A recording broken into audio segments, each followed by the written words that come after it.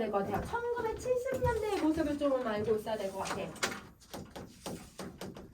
얘들아 우리 1970년대 좀 약간 중반 이상이 되면 이제 뭐 하냐면 우리나라 이제 얘들아 그 86 아시안 게임이 우리나라에서 벌어질 이제 열릴 거라는 거가 발표가 됐고 그다음에 88 올림픽이 그다음에 이제 우리나라가 됐다라고 하는 거 막 알려지기 시작을 했어. 그러니까 얘들아 경기장도 지어야 되고 얘들아 막 숙소도 만들어야 되고 막 이렇게 하다 보니까 막상 보니까 얘들아 서울이 막 발전을 많이 하다 보니까 여기 얘들아 거리 곳곳에 노점상들도 되게 많고 거리 곳곳에 얘들아 달동네들도 많아서 이런 무허가 주택들이 너무 많은 거야. 그러니까 이제 고층 빌딩도 만들어야 될 것 같고 얘들아 외국인들이 오니까 얘들아 이 대통령들이 약간 이 도시 조금 약간 미화 사업 좀 해야겠다라고 해서 다 쓸어버리고 다시 새롭게 짓자라고 막 한 거야. 그래서 70년대부터 강남 일대를 완전 개발하기 시작을 하게 되는 거거든요.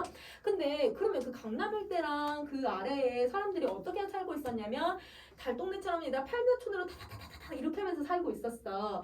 그러면 여러분 그곳에 살던 무허가 주택들 원래 여러분 그 땅이 주인 없는 땅들이었기 때문에 무허가에 얘들아 그 사람들이 주택이 와서 산 거야. 어떤 사람들이냐면 대부분 이제 이산 가족들, 남한이다 월남한 사람들이나 아니면 얘들아 전쟁에서 피다 놓은 사람들도 많았고 이때 얘들 한참 산업화가 발달하던 시절이니까 당연히 여러분 도시 노동자들이 엄청 이곳에 다 모여서 살고 있었던 때거든요.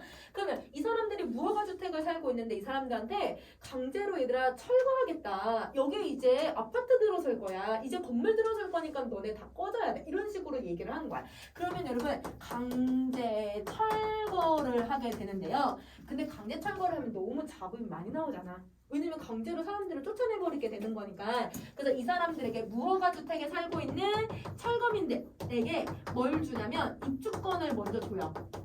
너네 입주권을 먼저 줄게. 이 입주권이 있으면 니네 아파트 제일 1순위로 들어올 수 있어. 입주권을 주거든요. 근데 입주권은 얘들아 그러면 싸게 얘들아 임대 아파트나 아니면 아파트에 들어갈 수 있는 우선권을 준 거긴 한데 약간 분양권인 거지. 그런 걸 주기는 했는데 사실 얘들아 그 아파트 가격이 이 사람들이 얘들아 낼 수 있는 그런 돈이 아닌 거야. 임대가 그 당시에 30만 원이었고 그 다음에 얘들아 이 집을 사는 게 50만 원이고요. 매달 얘들아 그 관리비가 15,000원씩을 나가. 근데 얘들아 이 당시에 얘들아 사암의 봉급이 얼마라고 했나? 10,000원이 얘들아 한 달 봉급이라고 했나? 20,000원이 한 달 봉급이라고 했나? 얼마 안 그러니까 물가가 엄청 그런 정도가 된 거야. 그러니까 엄청 비싼 거지. 이들의 이 하루 벌어서 먹고 사는 사람들한테는 그게 너무 비싼 거예요. 그러니까 얘들아 몇 년을 계속 몇 달을 모아야 겨우 이거를 마련할 수 있는 그런 돈이야. 명의가 여기 나오는 이제 명의라고 하는 애가 나오는데 명의가 몇 년 동안 얘들아 완전 죽도록 아끼고 모아서 겨우 얘들아 19만 원을 모으거든.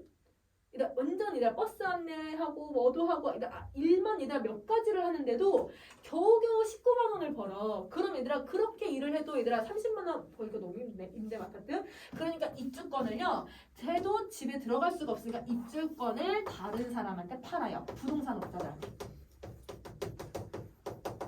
그러면 철거민들은 입주권을 가지고서 부동산 업자들에게 팔면 입주권이 얘들아 한 17만 원, 18만 원 선에서 거래가 됐었거든. 그럼 이 사람들은 그러면 얘들아 한 번에 그러면 17만 원에서 18만 원 정도 이 정도 아니면 좀 많으면 20만 원 정도를 이제 얻어내는 거지. 그거 가지고 이제 또 지하 단칸방이나 이런 곳에 가서 또 이제 생활을 하는 거야. 그러니까 여러분 사실은 이거는 누구만 잘 먹고 잘 사냐면 부동산 업자들만. 싼 값에 입주권 샀지? 그걸 가지고 뻥튀기 해가지고 분양해서 팔아버리면 돈 엄청 벌 수 있잖아요. 얘네들만. 그리고 얘들아 집을 가지고 있는 사람들만 엄청 얘들아 싸게 얘들아 사게 되는 거지. 쉽게 말하면 가지고 있는 사람들은 계속 가지게 되는 거고 돈 없는 사람들은 계속 돈 없게 사는 모습이 만들어지는 거야. 근데 그걸 누가 허용해 준 거야? 정부가 허용해 줬네? 그러니까 비판을 하고 있는 거야. 자, 왜냐면 정부가 강제철거 명령을 내버렸잖아요. 여기 이제 건물 들어설 거야, 막 이러면서. 그래서 여러분 이게 그 당시에 여러분 사회적인 문제를 드러내고 있다. 이걸 알아야 여기서 왜 철거 경고장이 오고 이런 게 오는지를 알 수 있을 것 같아. 자, 그러면 요거를 좀 정리 한번 했으니까 한번 가보자. 난쟁이 가족이 사는 낙원구 행복동. 여러분 낙원구 행복동에다가 밑줄 딱 그어주시고요. 이거 난쟁이가 너무 힘들게 사는데 어떻게 낙원하고 행복동에서 산다고 하지? 이들이 살고 있는 곳을 얘들아 이 가족들이 뭐라고 표현했냐면 지옥이고 얘들아 전쟁터 같다라고 했거든. 그럼 완전 정반대로 얘기하는 거지. 무슨 표현법이야? 반어법. 그렇지. 그럼 얘가 얘들아 반어법이야. 반어법. 진짜로 낙원과 행복에서 사는 게 아닌데 그렇게 살고 있는 그런 곳에서 살고 있다라고 해서 반어법을 쓰고 있는 거야.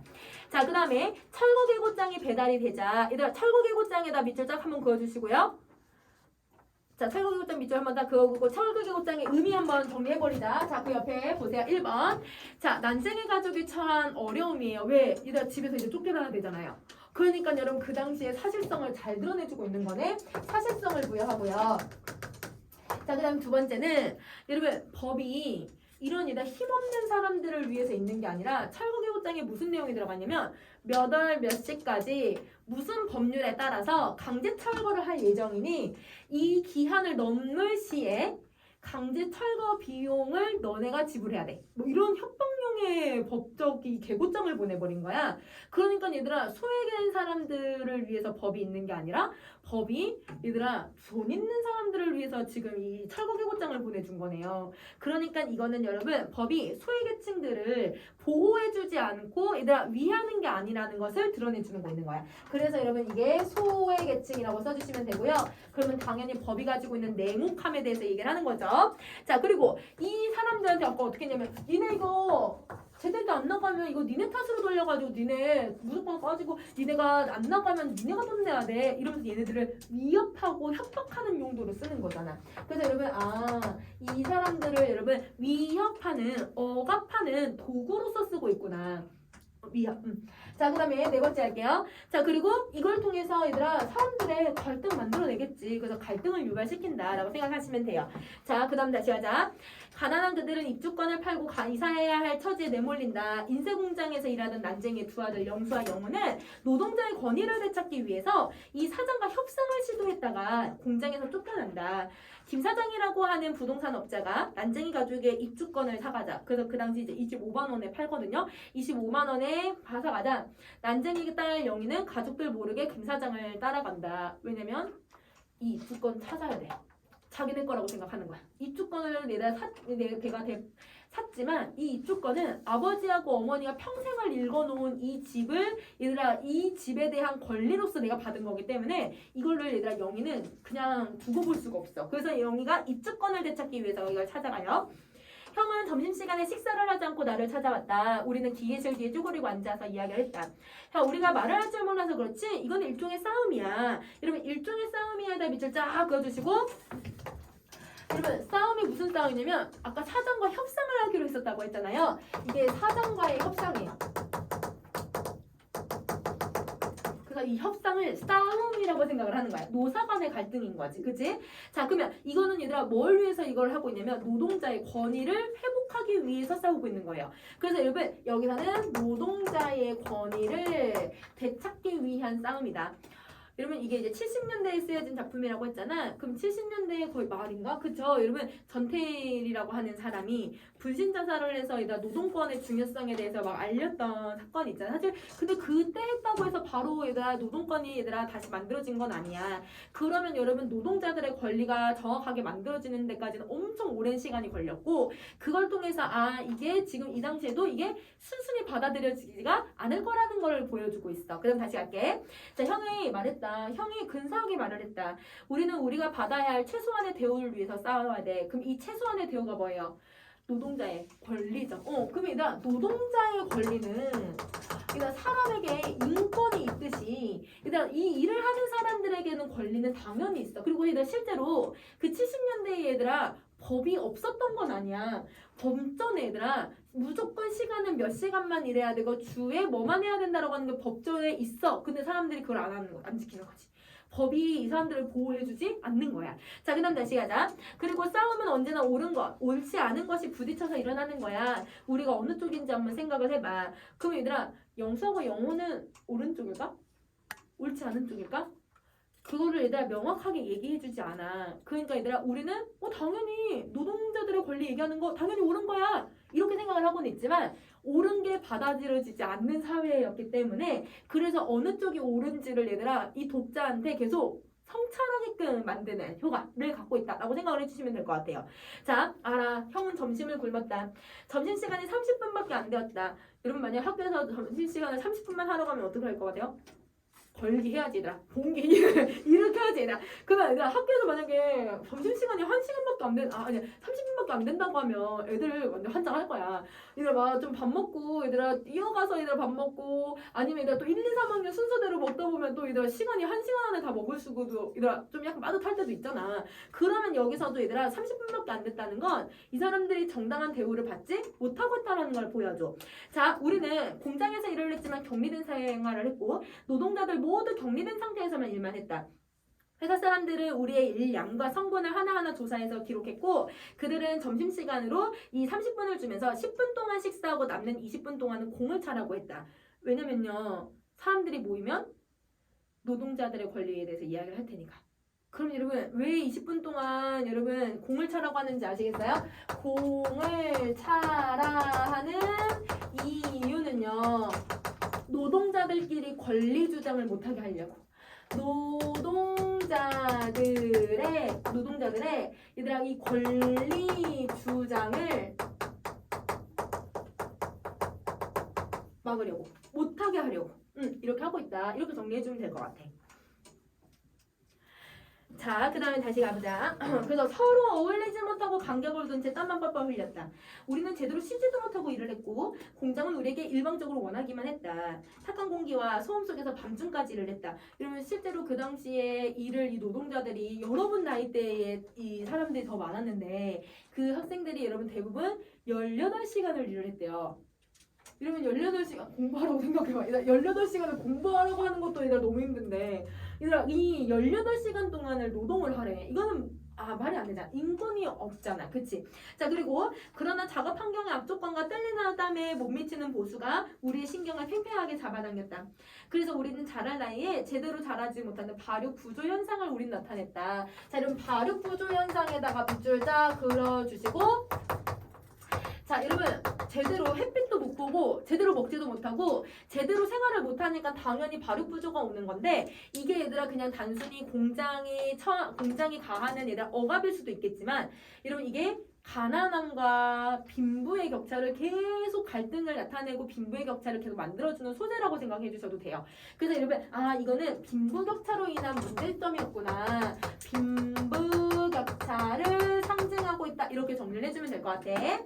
자 여러분 지금 선생님이 읽은 문장까지 아까 6번째 문장 처음부터 지금 읽은 데까지 이렇게 꺽쇠 표시가 되어 있을 거예요. 그죠? 그 꺽쇠 표시 맨 위에 정리해놨어요. 거기다 빈칸 채워봅시다. 최소한의 대우도 받지 못해요.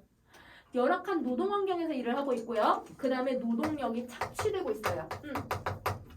노동력이 착취되고 있다. 이거를 여기서 보여주고 있는 거야. 자, 그리고 회사 사람들과 우리의 이해는 늘 상반되어 있었다. 사장은 종종 불황이라는 말을 사용했지만 그와 그의 참모들은 우리에게 쓰는 여러 형태의 억압을 갖추기에 불황이란 말을 이용하고는 했다. 자, 이거지. 자, 그럼 여러분 사장은 불황이라고 맨날 속이면서 얘네들을 착취하기만 하고 있고 노동자들은 얘들아 권리를 대우받지 못하고 있는 상태에서 노동력을 계속 주고 있는 상태고 그럼 여러분 이렇게 지금 서술하고 있는 것까지만 보시고 그 다음에 여러분 이 글에서 어떤 서술상의 특징을 가지고 있는지 정리 한번 해볼게요. 자, 여러분 20쪽에 선생님이 서술 방식이라고 써놨을 거야. 자, 그 서술 방식을 조금 정리를 한번 해볼게. 자, 어떤 걸 쓰고 있냐면 한 문장이 보편적으로 좀 긴 편이에요? 짧은 편이에요? 이 길고 짧다가 너무 주관적이니까 여러분 한 문장이 보편적으로 여러분 한 2-3줄이 넘어가나요? 아닌가요? 아니죠. 어떻게 짧은 건 얘들아 한 줄에 2개씩 있는 경우도 있어. 그치? 그러면 문장이 상대적으로 되게 짧거든요. 단문 방식으로 되어 있어서 어떤 문체를 사용을 하고 있냐면 간결체를 쓰고 있네요. 간결체를 쓴다. 간결체를 쓰면 되게 속도감을 만들고 긴장감을 만들거든. 이 노동자들이 항상 긴장감 속에서 살고 있다는 것을 이렇게 얘들아 문체를 통해서 보여주고 있는 거야. 자, 그리고 여기 아직 안 나오긴 했지만 환상적인 공간이 도입이 돼요. 어떤 공간이냐면 꿈이라고 하는 공간과 발라라라고 하는 공간이 계속 등장을 해요. 자, 그리고 세 번째 주인공이 여러분 난쟁인데요. 자, 주인공이 난쟁인데 얘들아 이 난쟁이는 일도 열심히 해. 뒤에 나올 거야 얘들아. 정말 열심히 살았어. 기도도 안 빠지고 해. 여러분 이 사람은 누구보다 착하게 살았어. 법 없이도 살 수 있는 사람이야. 정말 착한 사람이거든 주인공이. 근데 이 사회는 어떠냐면 이 사람들을 괴롭히는 악의 무렁텅이야. 그래서 여러분 자 지금 주인공하고 사회의 악이 대립을 하는데요. 그럼 우리 대부분 옛날 우리 어렸을 때 읽었던 전래동화나 여러분 어렸을 때 지금 아니면 지금 마블 얘들아 그 영웅들이 나오는 그런 영화들을 보면 항상 주인공 착해. 항상 주인공 얘들아 뭐든지 잘했어. 뭐든지 다 완벽하게 했어. 그런데 얘들아 악이 너무 셀 때가 있잖아. 그러더라도 얘들아 이런 선악의 구조가 정확하게 자리가 잡히면서도 그래도 항상 우리 옛날 이야기나 옛날 동화에서는 어때요? 다 선이 승리하죠. 근데 여기서는 선이 승리하지 않아요. 선악의 구조가 정확하게 있는데 선이 승리하지 않아. 그래서 여러분 이런 이야기들이 약간 동화적인 이미지를 만들어내는 거야. 자 그리고 어린 시절의 꿈에 대해서 계속 얘기를 해요. 어린 시절의 꿈, 선악의 구조, 그 다음에 얘들아 막 이런 환상적인 공간들 이런 것들이 계속 동화적인 요소들을 만들어내는데 우리 동화는 무조건 해피엔딩. 권선징악 이게 나와야 되는데 그게 나오지 않고 얘들아 선한 사람들이 피해를 보고 있는 입장을 보여주고 있어서 오히려 여러분 이 작품의 비극성을 부각을 시킨다라고 정리해 주시면 돼요. 이게 서술상의 특징이에요. 자 여기 정리 다 하셨으면 여러분 다시 이어서 한번 가볼게요. 자 이렇게 감추기 위해서 불황이란 말을 이용하곤 했다. 그러지 않을 때는 한껏 이란 다음 노사가 공평하게 나누어 갖게 될 부에 대해서 이야기를 했다. 그러나 그가 말하는 희망은 우리에게 아무런 의미를 대주지 못했다. 우리는 그 희망 대신에 간이 알맞은 무말랭이가 우리의 공장 식탁에 오르기를 더 원했다. 변화는 없었다. 나빠질 뿐이었다. 한 해에 2번 있던 승급은 1번으로 줄었고 야간 작업 수당도 줄었고 노동자도 줄었고 일량도 많아지고 작업 시간은 더 줄었다. 돈을 받는 날 우리는 노동자들은 더 말을 조심했다. 옆에 있는 동료도 믿기 어려웠다. 부당한 처사에 대해서 말한 사람은 아무도 모르게 쫓겨났다. 여기까지. 그럼 선생님이 얘들아 여기도 꺽쇠 표시를 해놨을 거야. 그치? 이거는 여러분 노동 환경이 더 좋아져요? 아니야 분명 여러분 사장은 너네랑 나랑 이제 더 공평하게 나눌 거야 이렇게 해놓고는 더 열악해지는 환경을 얘기하고 있네. 그래서 여러분 빈칸에다가 열악이라고 써주자. 자 그 다음에 여러분 선생님 또 밑줄 건 거 하나 있죠. 중간에 부당한 처사에 대해서 말한 사람은 아무도 모르게 쫓겨났대. 여기서 부당한 처사가 뭐예요? 사장과 협상하려고 했던 모습이었죠. 누가 아까 협상하려고 했지? 영수랑 영호랑 그렇지 영수랑 영호가 이렇게 했다는 건 그러면 여러분 사장과 여러분 협상이 성공했다는 걸까요? 실패했다는 걸까요? 실패했어요. 그렇죠. 그래서 거기 빈칸에 실패라고 써주시면 돼요. 자, 그 다음에 공장 규모는 반대로 더 커져갔다. 활판 윤정기, 자동 접지, 그 다음에 오픈된 윤정기가 들어왔어. 여러분 선생님이 동그라미 표시한 애들은 모두 다 여러분 기계들이죠. 그래서 여러분 공장이 뭐가 되기 시작을 하냐면 기계화가 되는 거예요. 사람들이 일을 하는 게 아니라 기계가 중심이 되는 거야. 그래서 여러분 자 혹시 여러분 모던 타임즈라고 하는 영화 아세요? 찰리 채플린 나와서 여기 이렇게 수염 네모나게 이렇게 해가지고 붙여서 개그맨인데 그 사람이 얘들아 그 모던 타임즈 여러분 개그 영화인데요. 1930년대에 얘들아 그 미국의 산업화가 되어 있는 모습을 풍자하는 작품이야. 거기는 여기 이제 찰리 채플린이 얘들아 어떻게 하냐면 노동 이제 공장에 취직을 하는데 나사 조이는 일을 하거든. 그래서 이렇게 큰 얘들아 이렇게 조이는 거 같고 나사를 막 이렇게 조여. 하루 얘들아 10몇 시간을 이거 계속 이렇게 해. 집에 갈 때도 이래. 집에 갈 때도 막 이러고 가거든요. 그리고 집에 갈 때 이렇게 하고 얘들아 갑자기 얘들아 어디 저기 뉴욕에서 가장 큰 여러분 건물이 그 당시 있는데 그 영화에 나오는데 거기 맨 위에 나사가 보이는 거야. 실제로 얘들아 거기에 올라가서 걔 그것도 이렇게 조이고 있고요. 더 심해선 얘들아 비둘기 목에다 넣고 대고 막 이렇게 하기도 해. 그러니까 뭐든지 다 나사로만 보이는 거야. 그러니까 이게 뭐냐면 인간이 너무 기계처럼 계속 굴려지다 보니까 인간이 얘들아 내가 지금 무슨 일을 하고 있는지 인간이 지금 무슨 삶을 살고 있는지 주체적으로 생각하는 게 아니라 인간이 객체화가 되고 있다는 걸 보여줘. 이게 여러분 국어대가리에 나오긴 하는데 국어대가리 시험에 안 나오니까 그래서 여러분 이거는 이런 모습을 드러낸다. 그래서 거기 선생님이 인간이 주체가 아니라 객체가 되어서 수단과 도구화가 되고 있다는 걸 보여주고 인간이 중심이 아닌 거야. 그래서 이제는 인간이 얘들아 기계에게 얘들아 쫓겨나갈 수 있을 거라고 하는 두려움 때문에 여기서 여러분 이 노동자들 더 이상 그만두거나 부당한 처사를 말할 수가 없게 돼버리는 거죠. 자, 그럼 다시 할게요. 적대 회사들과 경쟁에서 지면 문을 닫을 수밖에 없다라고 했고 이것은 우리의 노동자들이 가장 무서워하는 말이었다. 사장과 그의 참모들은 그걸 알고서 우리들을 이용을 했다. 이렇게 얘기를 하고 있는 거네. 자, 그럼 얘들아 공장을 왜 얘들아 그만둘 수 없고 공장에 대해서 이 말이 왜 무서운지를 한번 생각해 보냐면요. 선생님 그냥 간단하게 좀 정리만 해볼게요. 꺽쇠 표시까지만 정리할게. 이러면 어린 나이에 돈을 벌어서 하루 먹고 하루 사는 사람들이니까 이러면 이걸 잘리면 이러면 공장이 문을 닫으면 다른 곳에 가서 취직하기도 어렵고 그리고 그곳에 가서도 얘들아 정당한 대우를 받을 수 있을 거라고 하는 그 당시 풍조는 없었으니까 그래서 여러분 공장을 닫는다는 말을 무서워해서 대항하지 못하는 건 현실적으로 먹기 살기 힘들어서 그래. 그래서 거기 빈칸에 현실적까지만 더 써주자. 선생님 얘들아 지금 7번에 꺽쇠 표시까지 했거든. 그래서 여러분 뒷부분은 선생님이 다시 이어서 할 거고요. 근데 선생님 생각에는